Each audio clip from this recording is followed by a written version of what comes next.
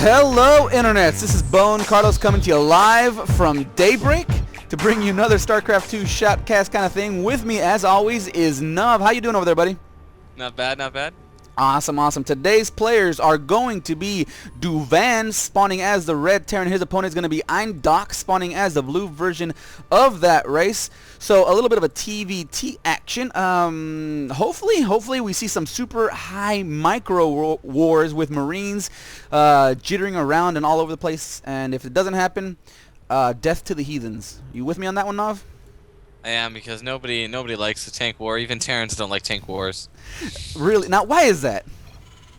I'm gonna sit here for 5 minutes with my tanks, and you're gonna sit at 13 range with your tanks, and we're gonna maybe drop each other, try to get an air superiority thing going on, and pretty much stalemate there until one of us starves out the other with more bases.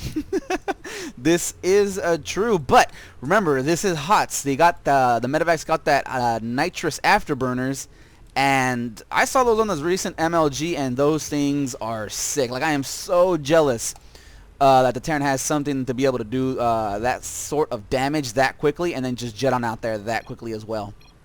Other Terrans aren't really that happy about it either, though. It's both a good and a bad. It's a double-edged sword. You know, it's great if you play that style, which I don't, so it's pretty much useless to me. But it's really annoying to deal with. So I'm hoping, along with the Zerg and the Protoss players, that it gets a nerf.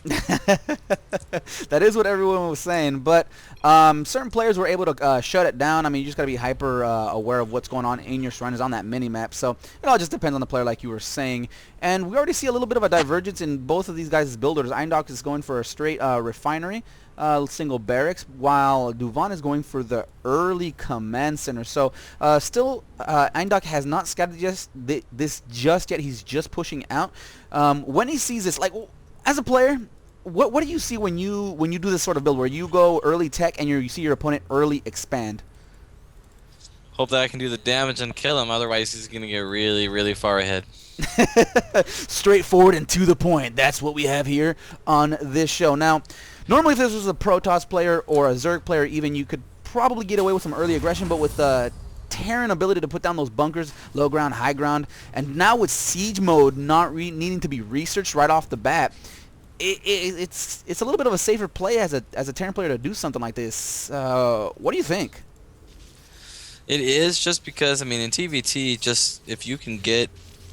I feel like the 1-1-1 opener out of an expansion is going to be probably one of the best things that they can do right now, because it's going to allow you to get those tanks up without needing to research siege. You can throw up bunkers for Marines. You can even get a Viking or two so they can use that superior range to try to siege your base. So yeah, and right now we're seeing another little new trick is that Reapers no longer lead tech labs, so 11-11, I think that's what Aindok pulled out, which is theoretically the fastest way possible to get those Reapers out. And right now, what does Duvan have on the field? A single Marine. There's actually already one Reaper in the base of Duvan, so during a little exchange, one Reaper was already harassing.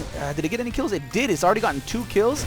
The Reaper is not yet healing itself up, so it looks like it's going to get a couple more kills. It's going to focus down this Marine, and one more shot does bring it down, but Aindok does lose a single Reaper. Now it's going to go ahead and micro back and forth trying to get out of this. Go ahead and get down to the cliff. The Marine does not bring it down. Reaper leaves, goes home for just a little bit. It's going to reheal and then go back into the fray in a second. Oh, those Reapers. Oh, those Reapers.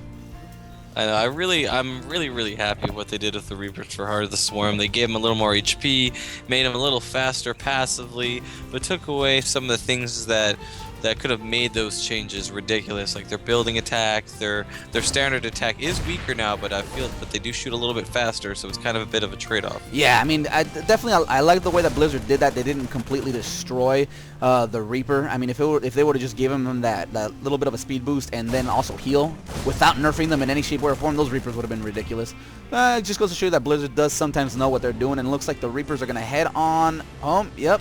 they each got a couple more kills. And behind this, Aindok actually managed to double CC in his natural expansion, while Duvan is still there in his base, just pretty much just checking it out. So if he so chose, Duvan is, I know he's back at home trying to deal with these 3 Reapers now, but if he just uses SCV to scout around his opponent's base, he'll just knows exactly what he's doing. So Aindok actually is doing a great job. He's still harassing, he's double expanding, and Duvan is just really up against the corner right now. I can't believe that SCV is still alive in the base there. I just noticed that. But yeah, this is I really like this. This kind of a little bit of a style I used to kind of use in TVT back before I got lazy and decided to start cheesing. But for only that matchup, just throwing it out there. But that's gonna have to change with HOTS because I mean the Thor Rush still does work, but it's harder. Anywho though, I used to do a Blue Flame Hellion drop into a double expansion into battle cruisers. Just go straight to it. Just make enough turrets, tanks, and bunkers to live. Right. And then just the battle cruisers as fast as I could. Right. And it worked. And it worked great. And that's kind of I feel like that's a little bit of what we're seeing. What we're seeing here. Use one command center to kind of saturate your 2 bases and kind of drop it at a third much quicker than your opponent. Just go straight for some higher attack and just crush face. Right. And right now Duvan is actually he's actually building a 3rd command center. He hasn't scouted off what his opponent is doing just yet, and what Aindok is doing is double engineering bay. He's finally getting up the structures that he needs, that he wants really, while floating the 3rd base over into that 3rd mineral field, while Duvan is just playing very defensively. Aindok just go ahead and suicide a single Reaper, just see exactly what's going on, and he's gonna be happy that Duvan is actually expanding yet again. I mean, I know I would be. This just tells me that, you know, Duvan is going for a long macro game when Aindok clearly has the advantage in that aspect of this matchup right now. Yep, exactly. I mean, this is the type of thing to where this type of strategy, basically, the best thing you can do is scout him, see if he's vulnerable, because a lot of times there are going to be holes or points that you could have just won the game, but you didn't really know it. Kind of like I had a game the other day where this guy was containing me a swarm host. I thought he had more than he did, so I didn't push out. Could have pushed out, but I didn't, and he got too strong and just won the game. Yeah, so it's just those little things that happens. And right now, what I like what Aindok is doing is the siege tank is pummeling the bunker from far. You're not going to be able to rush in there and take out that siege tank, especially with that marine backup. But he's still setting up a nice container. A couple widow mines at the front. 2 more are going to join it, and more than likely going to go into the 3rd. And what he's pretty much doing right now is, I think his game plan is just to starve his opponent to death, which I'm actually enjoying very much. What I would enjoy more is for him to focus on these idle SCVs, not only his own but his opponent's SCVs in his main base. Wow, that is probably the greatest SCV scout I've ever seen. It sees everything. The only excuse I could see for why this SCV is still alive is if our blue friend is colorblind. That is true. That is true. And right now, Duvan finally realized that there's still an SCV there, and he's scouting around the map, checking out everything, an army being put down by Aindok. And Aindok is actually supply blocked. This is something that could come back and bite him. He's at 81 supply, and right now, if he kept on top of his food count up on the supply depots, he could easily be at 120, maybe even 130 possibly, especially with all these structures that he has pretty much just sitting idle for right now. I mean, if you really wanted to as well, he has enough energy right now to do a supply drop on one of his depots, so he really didn't have to build both those depots and wait the full 30-40 seconds for them to complete. He could at least dropped one for now. I mean, it's a bit of a Terran bandage just to go, oh, I'm supply drop blocked, and just drop one right then and there, but sometimes it really helps. I mean, yeah, it costs a meal, it costs a scan, but it's valuable if, you know, in this type of thing, we're trying to keep in an army advantage. Right, exactly. I mean, you have the advantage. You don't want to lose that. Like you said, it's a Band-Aid. It happens. And, oh, look at the Widow Mines. 7 kills on one, 2 on the other. Oh, my. Oh, my, oh, my. One more Widow Mine would have taken out at least 6-7 more Marines. And finally, it looks like Aindok is just pulling them back, trying to get them out of the range of that missile turret. Now, what...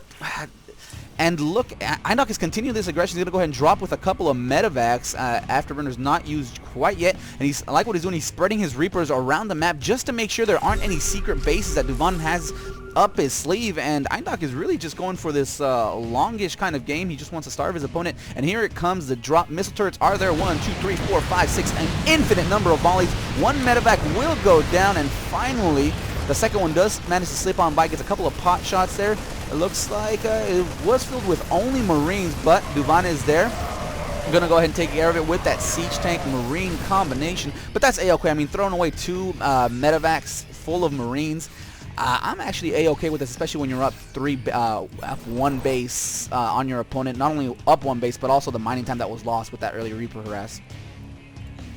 Yeah, but what I really like the fact that he moved those Widow Mines, but he still kind of kept them in the area. That way, it's gonna at the very least force detection out of Duval. So if he tries to, I'm gonna take my third and transfer down some SCVs. Yep, and there it goes. Death. just a big fat line of SCVs, and these 2 Widow Mines down here, kind of on the pathway to the third, can just destroy everything if he's not careful. So keeping the Widow Mines in the area but moving them to a different position is great. Yeah, definitely. And right now we have Duvan going to do a little bit of a drop action of his own, but already Aindok, I think, senses, knows this is coming since he is pulling his own Marines and Siege Tank combination. So he's going to be a little bit of a Marine fight. Stim does bring Duvan's forces down into the yellow. Mr. is going to chase away those medevacs. Ignite Afterburners. I really would have liked to see those Marines target fire that injured medvac that was getting shot at by the turret. Could have took that out. Oh, well, I mean, both these players are in platinum, correct? That is. I do believe so. I don't quite remember. Looking over, I mean, at the APM, we see average 159, 167. So yeah, I would say, given that the play that these guys are exhibiting, along with that APM, I would say high platinum, low diamond kind of thing. Yeah, that's just my guess. It's not going to be set in stone, but there goes another SCV. Oh, jeez, these Widow Mines. Yep, they are definitely crafty. And another thing that I'd really like to see him employ is go ahead and put one behind, maybe burrow one down where the command center would like to land, and then maybe one behind the minerals. That way once they transfer SCVs down there, can just take it out. Yeah. Do it. But right now, Duvan actually does have a Raven. Almost took it out. One more shot would have done it. How much damage those little guys do? Whew. 125. 125. Wow. Plus 40 splash. Plus 40 splash. Almost took down that Raven with one single fell swoop. But now Duvan is actually even on bases now with Aindok. And Aindok is a little bit behind on the stockpile of minerals. Looking at, well, what's the food count? 185 to 140. I have a feeling Aindok just kind of let this game get too far out of control. I mean, he did have a firm grasp on it, and he still does. But I'm glad he's pushing out right now. If he would have waited any much longer, this game might be a little bit of a different story. That's true, and what also would have been a different story too is that wow. Yeah. I was like, how did he see that? Oh, took out those 2 dropships near his base. I really like that. Nice little catch. That's a good. Little redemption for that's that exactly SCV. what I was gonna say. Makes up for that little SCV hanging out on his base for 17.5 minutes. And looks like Duvan is actually pulling back. Here comes the scan. Aindok sees exactly where Duvan's army is and just pushes forward. That command center might go down. The orbital command is being repaired by those SCVs. Siege tanks finally finished with that siege mode. Tons of Marines do manage to go down. 4 kills on one, 2 on another, 3 on a third, and here come the good old-fashioned siege wars. And I am actually a-okay with Aindok doing this. He's pretty much forcing Duvan back into 2 bases with those Widow Mines just placed all around the map. The Reapers at all possible expansions. This could spell pretty much a little bit of this could be the nail in the coffin for Duvan. And this orbital command, it will go down. I'm not sure exactly what he was thinking, but it's done. That was just a misclick. So, and then looks like Duvan is gonna push forward into all these Widow Mines. He doesn't know that it's there. Skirting just one that has it. There goes one Widow Mine. It's gonna bring the meta back down to 25. No scan just yet. He's gonna push forward into the other one. Another huge Widow Mine hit. Finally, siege mode is employed, but a little bit too late. Marines get a little bit of surround, and there goes Duvan's army. 123 to supply, 184 to Aindok. A little bit of a drop or just a straight counterattack done by Duvan at Aindok's third, but I believe this is just a little bit too late. It is. This was actually a pretty entertaining game and a good spirited GGWP from our red player. Yeah, definitely.